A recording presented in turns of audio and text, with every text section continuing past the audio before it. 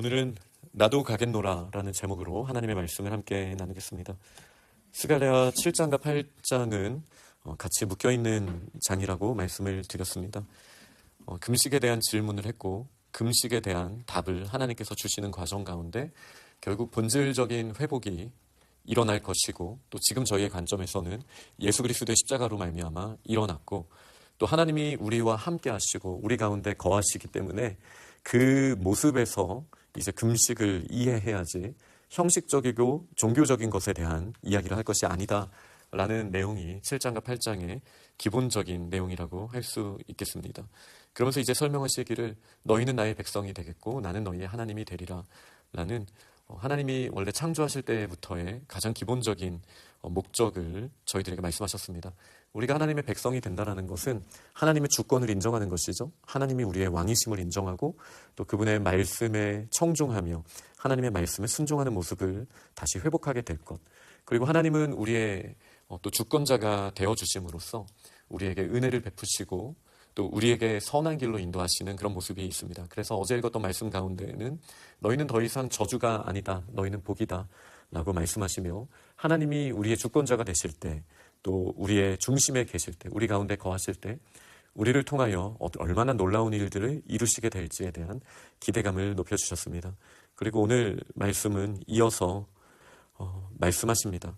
이전에는, 다시 말해 바벨론에 의해서 예루살렘 성전이 무너지고 바벨론에 이제 끌려가서 그곳에서 이제 한 70년 정도 그곳에서 하나님이 함께 하시지 못하는 것 같은 삶을 이전에는 살았었지만, 이제는 내가 다시 예루살렘과 유다 족속에게 은혜를 베풀기로 뜻하였다, 이렇게 말씀하십니다. 과거와 지금이 달라졌다는 거예요. 지금은 하나님께서 은혜를 베푸시기로 뜻하셨다. 물론 이 과정 가운데 예수 그리스도로 말미암은 속량, 하나님의 베푸심, 하나님의 그 모든 것에 대하여 대가를 지불하심에 대한 내용을 저희가 잘 알고 있습니다. 예수 그리스도로 말미암아 이제 하나님의 은혜가 저희들에게 베풀어집니다. 그러니 너희는 두려워하지 말라라고 초청하십니다. 하나님께서는 은혜를 베푸십니다. 그리고 저희에게는 너희가 행할 일은 이러하니라 라고 16절부터 다시 말씀하십니다. 너희는 이웃과 더불어 진리를 말하라. 너희 성문에서 진실하고 화평한 재판을 베풀라. 마음에 서로 해하기를 도모하지 말라. 거짓 맹세를 좋아하지 말라. 이 모든 일은 내가 미워하는 것이니라. 다시 말해 여호와 하나님의 백성다운 품격을 다시 회복하라 라고 말씀하십니다. 만군의 여호와의 말씀에 또한 이제 금식에 대해서 말씀하시기를 넷째 달, 다섯째 달, 일곱째 달, 열째 달의 금식이 변하여서 기쁨, 즐거움, 희락의 절기들이 될 것이다. 종교적으로 했던 이 금식이라는 어떤 보여지는 모습이 이제 하나님께서 예수 그리스도로 말미암아 우리에게 허락하시는 그 복 가운데 저희들의 행할 일들의 변화가 일어나고, 다시 말해 구원과 구원의 적용이 일어나고, 또 그로 말미암아 이제 우리가 금식했던 이 절기들이 이제는 기쁨, 즐거움, 희락의 절기들로 변하게 될 것이다. 그러니 다시 한번 행할 일에 대해서 진리와 화평을 사랑할지니라 라고 말씀하십니다. 저희가 새벽기도 끝날 때 나라들을 위해서 기도할 때 하나님께서 더 이상 분열되게 하지 마시고 하나님의 질서를 세워달라고 그렇게 기도하고 있는데요. 그 말씀이 여기 있는 진리와 화평을 사랑할지니라 라는 표현으로 또 하나님이 주신 말씀입니다. 또 만군의 여호와께서 이와 같이 말하노라 라는 말씀으로 계속 하나님께서 저희들에게 원하시는 내용, 또 보여주실 내용에 대해서 설명하고 있습니다. 그러니까 저희가 6장까지 봤던 묵시와는 조금 구분이 되는 것이죠. 묵시는 저희가 한 번 더 생각하고 그 겉으로 보여지는 것에 숨겨져 있는 하나님의 뜻에 대해서, 묵시라는 말이 가려져 있다는 뜻이잖아요. 그러니까 계시, 드러내시는, 그래서 요한 계시록이라고도 하고 요한 묵시록이라고도 하는데 감추어진 말씀을 하나님께서 드러내시는 그 과정이 중요했다면, 이제 스가랴 7장부터의 말씀을 포함한 구약 성경 대부분의 말씀은 하나님께서 주신 너무나 선명하게 드러내신 그 말씀에 대해서 저희가 이제 마음을 다하여 받아들이는 것이 중요하다, 이렇게 알 수 있겠죠. 그래서 여호와께서 이와 같이 말하노라. 다시 여러 백성과 많은 성읍의 주민이 올 것이다. 근데 그들이 왜 옵니까? 오늘 저희가 본문을 읽었던 내용의 앞부분에 이렇게 말씀하셨죠. 이제는 은혜를 베풀 것이다 라고 주님께서 말씀하셨어요. 그리고 그들이 오는 이유는 21절을 보니까 우리가 속히 가서 만군의 여호와를 찾고 여호와께 은혜를 구하자 하면, 그러니까 저희가 만군의 여호와를 찾고 그리고 여호와께 은혜를 구하자라는 마음의 결단이 있는 거예요. 하나님께서는 은혜를 베푸시기로 뜻하셨습니다. 그런데 이 오늘 본문의 맥락에서는 하나님의 은혜를 베푸시는 그때에 하나님께서 저희들에게 기대하시는 것이 무엇입니까? 바로 여호와, 만군의 여호와를 구하는 것, 그리고 여호와께 은혜를 구하는 것. 그러니까 여호와 하나님을 찾되 은혜 베푸실 하나님을 찾는 것, 이것이 하나님이 저희에게 기대하시는 모습이죠. 그러면 어떤 일들이 일어납니까? 구약도 그렇고 신약도 그렇고 결국은 열방이 시온산으로 다 나아오는 것, 이것이 참 중요하잖아요. 이사야 2장, 미가서 4장 말씀을 포함한 스가랴 8장 앞부분에도 이 시온 예루살렘이 만군의 하나님의 성읍이라, 성산이라 일컬음 받게 될 것이다 라는 표현이 있고요. 그러니 많은 사람들이 돌아오게 될 텐데 어떻게 해서 그들이 돌아오게 됩니까? 저희가 여호와 하나님을 구하면, 저희가 하나님의 은혜를 찾으면. 그들이 이렇게 말하는 거예요. 나도 가겠노라. 나도 은혜의 하나님 앞에 가겠노라. 이렇게 한다는 것이죠. 많은 백성과 강대한 나라들이 예루살렘으로 와서 그들도 만군의 여호와를 찾고 여호와께 은혜를 구하리라. 우리가 먼저 구하니까요.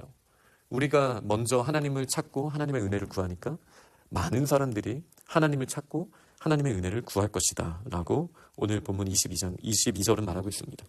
23절 마지막 절은 이렇게 말합니다. 그날에는 말이 다른 이방 백성 10명이 유다 사람 하나의 옷자락을 잡을 것이다. 그리고 이렇게 말한다고 하죠. 하나님이 너희와 함께 하심을 들었다. 우리가 너희와 함께 가려 하노라. 나도 가겠노라. 나도 너희와 함께 가려 하노라. 이 모든 말들의 바로 전 동작은 하나님의 백성들이 먼저 하나님을 구하고 하나님의 은혜를 찾았습니다. 그리고 하나님이 그들과 함께 하신다라는 소식을 듣고 이방인들이 나도 너희와 함께 가겠다라고 이야기하는 것이죠.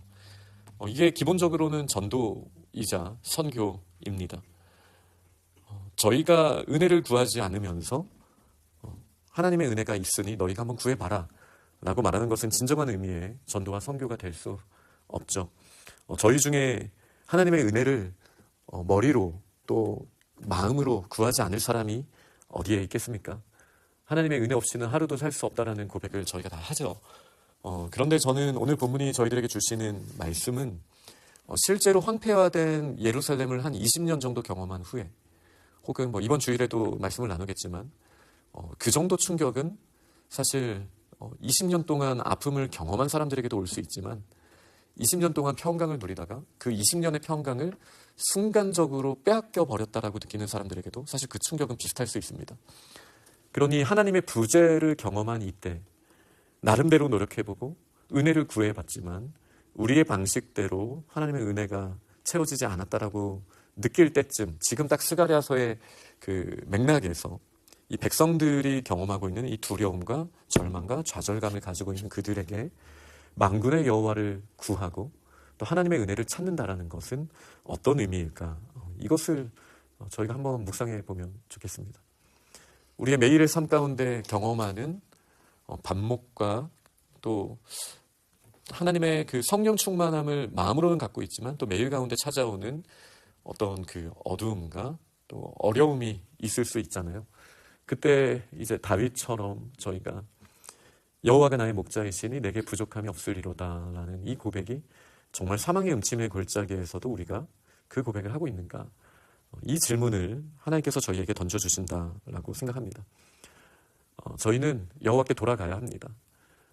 이 돌아간다라는 말이 이제 단순하게 세상 사람들, 전혀 하나님을 모르는 사람들에게 주시는 말씀이 아니라 우리가 가지고 있는 마음, 가정은, 우리의 직장은, 교회는 하나님의 은혜가 필요해라는 대전제를 물론 갖고 있지만 내 매일의 삶 가운데 경험하는 은혜의 모습은 이래야 되는데, 이러면서 이제 내가 뭔가를 해봐야 된다라는 그 마음에서부터 일어나는, 그런데 여전히 변화되지 않는 모습을 보며 하나님의 은혜가 없구나 이렇게 생각하기가 쉽죠. 물론 많은 경우 오늘 본문에서 하나님이 주신 말씀처럼 내가 은혜를 베풀 것이니 너희도 은혜를 구하라, 선을 행하라, 사랑을 행하라, 이렇게 우리에게 기대하시는 바가 물론 있어요. 그런데 이 면에 이 무게감이, 그 중심이 조금 너무 저희들 쪽으로 기울어져 있다면 사실 은혜라는 말이 어울리지 않는 거거든요. 그러니까 저는 그 무게중심을 저희가 좀 잘 잡아야 된다라고 생각해요. 그러니까 저는 이렇게 말하고 싶지 않습니다. 하나님이 은혜를 베푸시니 아무것도 하지 말고 가만히 있어라, 하나님이 다 알아서 하실 거야, 이렇게 말하고 싶지는 않습니다. 그러나 하나님의 은혜를 얻기 위해서 얼마나 노력했니? 라고도 말하고 싶지 않습니다. 그럼 제가 도대체 어떤 말을 지금 하나님의 말씀을 선포해야 되는 것인가 라고 이제 묵상해 봤을 때 다른 여러 복잡한 관계들 다 빼고요, 우리의 상황 다 빼고요, 지금 이 순간 나는 하나님으로 만족하는가? 모두에게 지금 하나님이 주시는 평강이 누려지기를 소망하지만 설령 그렇지 않은 모습이 있다 할지라도 그 어려운 상황 가운데 나는 하나님의 은혜를 구하고 있는가? 하나님, 저 사람을 통해 나를 격려해 주시면 좋겠어요, 뭐 이런 거 말고요, 그것보다 훨씬 본질적인, 제가 너무나 지금 하나님의 은혜가 필요합니다. 그런데 하나님이 저에게 함께 하신다는 이 사실, 주님이 나의 목자가 되신다는 이 사실, 내가 하나님 앞에서 기도하고 하나님이 지금 상황과 상관없이 나의 마음을 만져주실 수 있는 분, 주님이 나의 주님이신 것, 주님이 나의 만군의 여호와이신 것, 주님이 나에게 은혜를 베푸시기를 원하시고 그 얼굴을 우리에게 향하여 드시기를 원하신다라는 이 사실을 저로 알게 하시니 감사합니다. 제가 주님의 얼굴을 구하게 하시고 주님의 은혜를 구하게 하여 주옵소서라는 이 마음의 그 방향성을 우리가 놓치지 않을 때, 때로는 긴 시간이 걸린다 할지라도 저희는 하나님의 은혜가 무엇인지 경험하게 될 것입니다. 왜냐하면 저를 포함한 우리 많은 믿음의 사람들이 하나님의 은혜를 구한다라고 하면서 그 순간순간의 방향성 가운데 내가 기대했던, 내가 경험했던 하나님의 은혜와 다른 어떤 상황들에서 너무 쉽게 하나님의 은혜를 잠깐 잠가두고 나의 힘으로 뭔가를 하려다가 결국 하나님의 은혜와 방향성이 틀어지는 일들이 있을 수 있더라. 그리고 저도 돌아보니 그랬던 순간들이 생각보다 많더라 라는 것이죠. 결국 저희가 정말 하나님의 말씀과 은혜를 사모하면서 이 말이 어울릴지 모르겠지만 하나님 앞에 단독자로 먼저 하나님의 은혜를 구하며 나아갈 때 나도 함께 가겠노라. 하나님의 은혜를 구하는 그 한 사람을 통해서 또 다른 하나님의 은혜를 구하는 사람들이 회복되는 것이지, 우리가 은혜를 사모하지 않고 100번 말로 행하고 너 그렇게 해야 돼, 너 그렇게 은혜를 구해야 돼 라고 100번 말해도 사람들의 마음은 바뀌지 않는다. 이것은 요한계시록을 통해서 저희들에게 이미 주신 말씀이지 않습니까? 그러니 저희가 먼저 여호와 하나님을 찾읍시다. 여호와 하나님의 은혜를 구합시다. 그러면서 나에게 하나님이 채워주시는 그 은혜면 족합니다. 먼저 나에게 채워주시고, 여전히 이 땅은 메마른 땅처럼 보일지라도, 금식해야 되는 것처럼 보일지라도 하나님이 주시는 이 약속의 말씀, 이제 기쁨과 희락과 즐거움의 절기로 바꾸리라. 이 약속이 나의 마음에서부터 시작될 수 있기를 간절히 축원합니다. 아멘.